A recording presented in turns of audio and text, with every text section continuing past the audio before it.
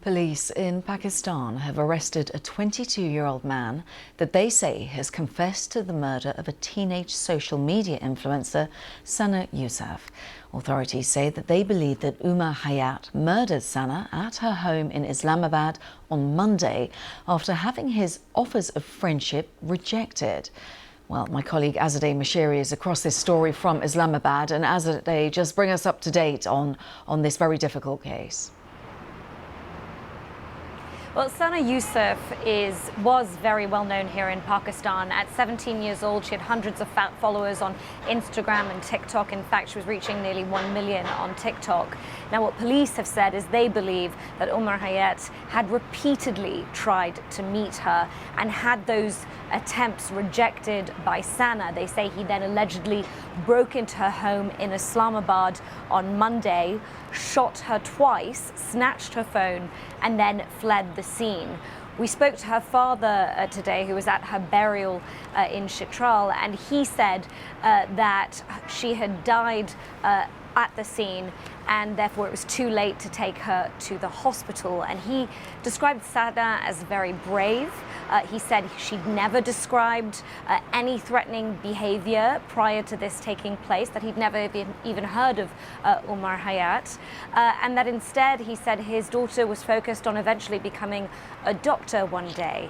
Now, what police have said is that there has been immense pressure, as they put it, for them to find the person who was responsible for Sana's death, because of the fact not only that she was well known, but as they put it, this was a brutal killing of a teenage girl.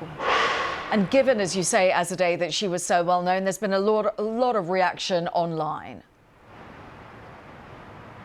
There has been. Her followers online have continued to grow, and there have been floods and outpourings of condolences on her accounts. But as much as there has been outrage at the fact that a young woman, a young girl, was killed in her own home here in the capital city of Islamabad, there has also been some backlash to her work as an influencer. Pakistan is a conservative society, and one of the digital monitors that I spoke to, an expert at one of the NGOs, said that a lot of this toxic discourse, as he put it, was coming from a small group of mostly male online users, and that a lot of this is, in his words, misogynistic, patriarchal content, trying to blame a victim here for her own murder. I also spoke to a human rights expert and a very prominent activist here in Pakistan who told me that she believed that this was just another case of a woman being extremely visible online, of having her own voice, and not only that, being a young girl, and that therefore this triggered this sort of backlash that isn't uncommon here in Pakistan. But what she saw as a very positive step was the fact that authorities and the police have very clearly condemned this killing. And in fact, the head of the police force here in Islamabad said that they want to get the message out very clearly that that girls and women who pursue any careers or hobbies as social media influencers should have the right to do so.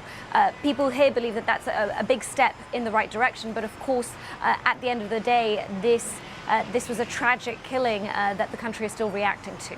Yeah, very, very difficult situation. Azadeh, as always, thank you very much for covering this difficult case. Azadeh Mashiri, my colleague there, joining us live from Islamabad.